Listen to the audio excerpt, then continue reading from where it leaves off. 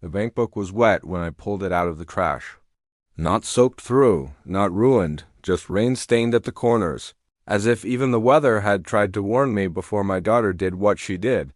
I stood behind Christine's house beside a green dumpster that smelled of coffee grounds and rotting fruit, and I held that little passbook in both hands the way I had once held my wife's wrist in the hospital, gently, afraid of what stillness might mean. May's handwriting had bled a little, but I could still read it. For our family when they need it. She had written that on the inside cover years ago, in the same careful script she used for grocery lists, birthday cards, and the labels on her sewing tins.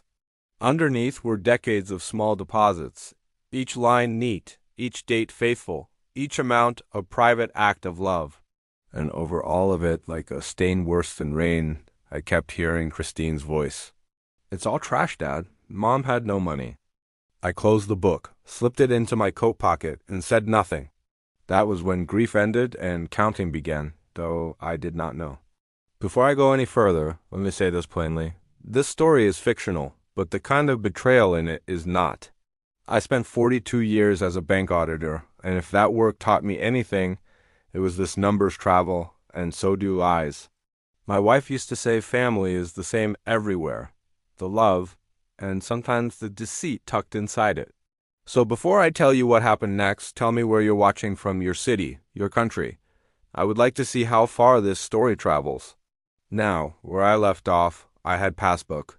I had the passbook in my pocket, and with it came 40 years of memories I had not meant to reopen that evening. I had been a bank auditor for 42 years. It sounds drier than it was. My work was never about money alone. It was about patterns, about the one number out of place, the signature that leaned too hard, the transfer made on a day it should not have been made. Most people look at a page and see ink. I looked at it and saw intention. May used to laugh at that. My wife was a seamstress, the old-fashioned kind, the kind who could hem a wedding dress, mend a school uniform, and turn spare curtain fabric into cushion covers so pretty people asked where she had bought them. She worked from a small room off the kitchen with sunlight on her shoulder and pins between her lips. She never wasted anything. Not thread, not butter, not words. We lived modestly because we were modest people, or so I believed. The house was paid for. We took one careful holiday every few years. We fixed what broke. We saved what we could. If there was extra money in the house, May had a way of making it disappear into usefulness before I could call it comfort. Christine came late in our marriage, after years when we had stopped expecting a child at all.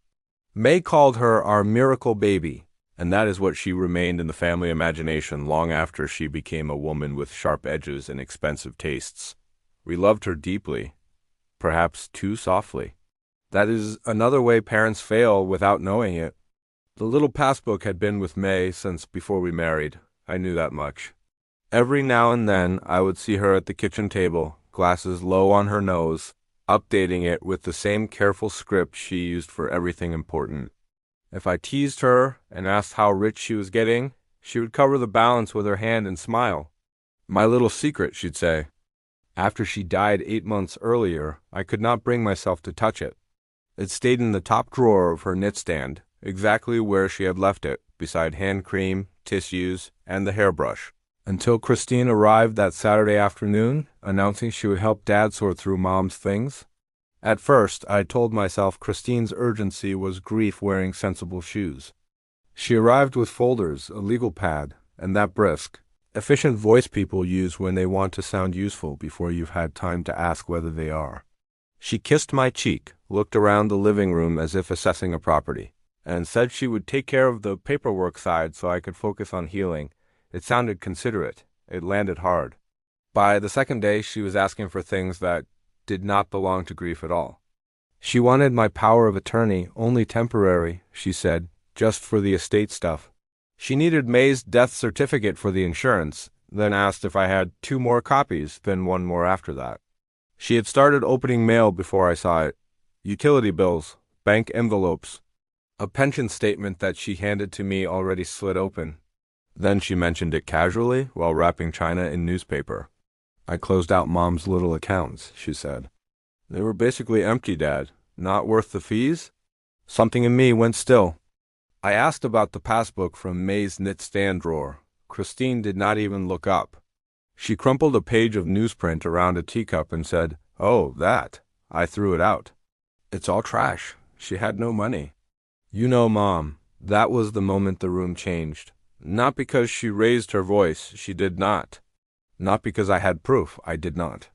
But because May had kept that little account for 40 years, and in all that time she had never once called it empty. She had called it her secret.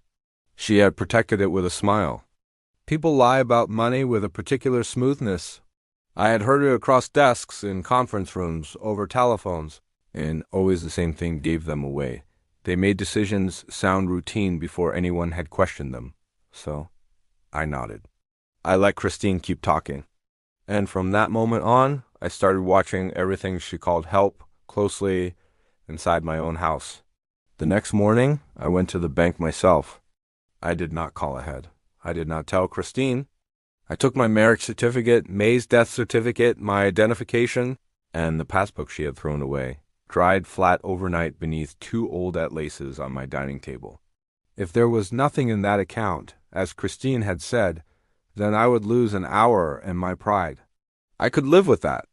The teller was young, polite, and efficient. I told her I was the surviving spouse and asked for the records tied to the account number in the passbook. She entered the numbers, glanced at the screen, then looked at me again, more carefully this time. Her face did not fall exactly. It tightened. She said, very softly, that she needed to bring in a branch manager. I had seen that change in expression before. It usually meant the paper in front of you was about to become a problem. The manager led me into a small office with glass walls and bad coffee smell in the carpet. She asked a few formal questions, copied my documents, and then told me the account had held $187,412.60 when it was closed 3 weeks earlier. I remember the exact number because my mind, even in grief, still sorted facts before feelings. May had built it slowly. The printed statements showed everything: $40, $75, $100. Small deposits made month after month, year after year, from her sewing work, birthday money she had not spent, alteration fees, careful savings from a life that never looked large from the outside. She had almost never withdrawn a cent. Then I saw the closure forms. Signatory, Christine Warren. Authority used, durable power of attorney, with death certificate attached. My hand stayed steady. That surprised me. I asked for the full file. The manager printed more pages. On one of them was a beneficiary designation added 6 years earlier in May's own signature, witnessed and dated. Sole beneficiary, husband, Daniel Warren, me, not Christine. She had known exactly what that money was and exactly who it belonged to when she told me it was trash. I thanked the manager, gathered every page, and walked out to my car without tears. I had finished mourning in that office. What remained was work for me to do. I sat in the car outside the bank for a long time, engine off, documents in my lap. Part of me wanted to drive directly to Christine's house and lay the pages across her kitchen table and ask her, plainly, how she could do this to her mother's memory. To me. That instinct was strong, the voice of a father who still believed his daughter might simply explain, apologize, and return what was never hers. But I knew Christine. She was a performer. She always had been. Quick with explanations, quicker with tears when explanations failed. If I accused her now, she would tell me May had wanted her to have the money. She would say I was confused, that grief had clouded my judgment. She would hold my hands and tell me she had been protecting me from financial stress. I had seen this kind of defense before, across decades of audit rooms and depositions. The guilty do not confess when confronted. They reframe. They make you question what you know until you stop asking, so I made a different decision. I would become exactly what Christine already believed I was, a declining widower, forgetful, easily managed, no longer sharp enough to notice what she had done. That afternoon I called Harold, a forensic accountant I had worked with years ago. I told him what I had found. He agreed to help quietly, building the paper trail Christine did not know existed. Then I called an elder law attorney and explained the situation. She listened without interrupting. When I finished, she said she had seen this before, too often. That evening I called Christine. I thanked her for handling everything so well. I told her I had been feeling tired and asked if she would come for dinner on Sunday. Her voice softened with relief. Of course, Dad, she said. She thought she had won. The weeks that followed were a kind of theater, and I gave the performance of my life. I asked Christine the same questions twice in a single conversation. I forgot where I had put my reading glasses, even when they sat on my head. I let confusion drift across my face when she mentioned dates or figures, and I watched her expression shift from impatience to something worse, satisfaction. She believed she was watching her father fade. She took over more, mail, bills, a folder she called Dad's finances so he doesn't have to worry. She brought papers for me to sign, sliding them across the kitchen table with the practiced casualness of someone who had stopped expecting questions. I squinted at the fine print, asked her to read it aloud, then signed some and conveniently lost others beneath stacks of newspaper. All the while, Harold was working. He traced the $187,000 through its path. Christine had deposited into a joint account with her husband. From there, most of it moved toward a down payment on a vacation property, a house by a lake neither of them had ever mentioned to me. Harold confirmed the state was one-party consent. I could record my own conversations legally. So I did. One afternoon, Christine called a friend from my living room, thinking I was napping in the next room. She laughed into the phone, voice light and careless. Dad has no idea, she said. Mom's little account was a gold mine. He thinks she had nothing. Her own voice, her own words. I held my breath on the other side of the wall. That night I sat alone in May's sewing room, the recorder in my hand. I played it once.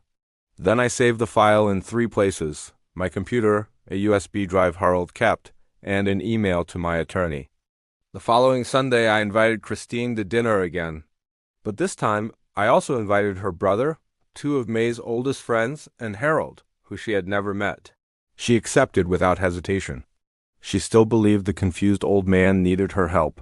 Sunday arrived with the kind of clear weather May used to call honest weather. Nothing hides in sunlight, she would say, and I thought of that while setting extra plates on the table. Christine came in smiling, carrying a pie she had not baked and wearing the soft, attentive expression she saved for witnesses. My son, Michael, was already there.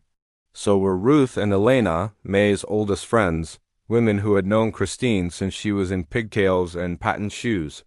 Harold arrived last. I introduced him as an old work friend. Christine barely glanced at him. Dinner passed almost pleasantly. That was the strangest part. Christine filled water glasses, touched my shoulder when she passed behind my chair, asked twice whether I had taken my evening tablets. To anyone watching, she was devoted. To me, she was careful. There is a difference. When the plates were cleared, I folded my napkin, looked around the table, and said I needed everyone to stay for a small family matter. Christine's smile thinned, only slightly. I brought the folder from my study and laid the papers out one by one. First the account history, 40 years of May's deposits. Then the beneficiary designation with my name on it. Then the closure forms bearing Christine's signature. Then Harold's tracing report showing the transfers into her joint account and the payment toward the lake house. Christine stared at the pages as if they might rearrange themselves into mercy. Dad, you're confused. This is Ruth stood before I did. Her hand hit the table with a crack that made the glasses jump. Don't you dare say he's confused, she said. Don't you dare use grief to lie to this family. No one moved. I played the recording. Dad has no idea. Mom's little account was a gold mine. He thinks she had nothing.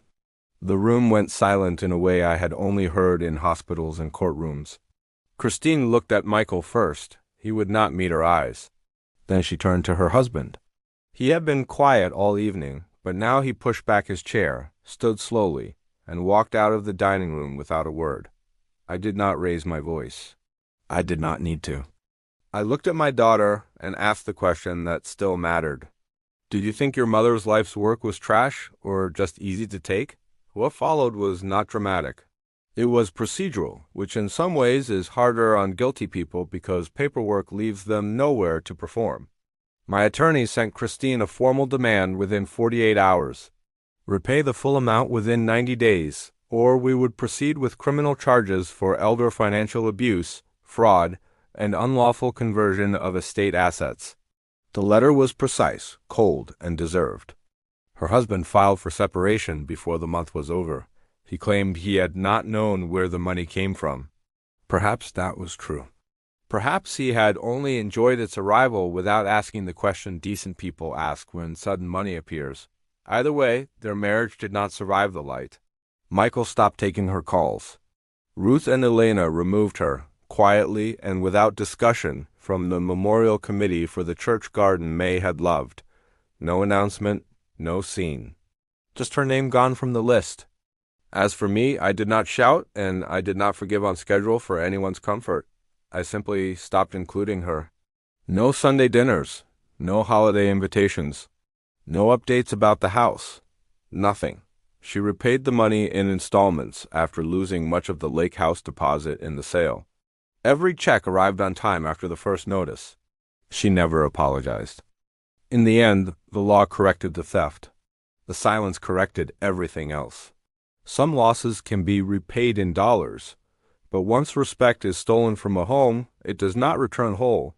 May's sewing room is a reading nook now. Small, quiet, with a lamp she would have chosen herself, and a chair that catches the afternoon light the same way her work table once did. I sit there most evenings. It feels like company without the weight of conversation. Most of the money went to a scholarship fund in her name, for young women learning the craft she spent her life practicing. I kept a little. Enough for the trip to the coast she always said we would take someday. We ran out of some days. I will go for both of us. The passbook sits on the side table, dried flat and legible, her handwriting still careful after everything. If you have stayed with me this long, I want to say something plainly. May saved for 40 years. She never spent $1 on herself she did not have to. She trusted it would reach family. She was right, just not the family she expected. Some people look at love and see opportunity. Others look at a lifetime and call it trash. The difference is character. And character does not change. It only reveals itself, given enough time and enough silence. If this story reminded you of someone who gave quietly and deserved more, leave her name in the comments. Let's remember them together. And if you're still here, your family. Subscribe, and I'll see you in the next one.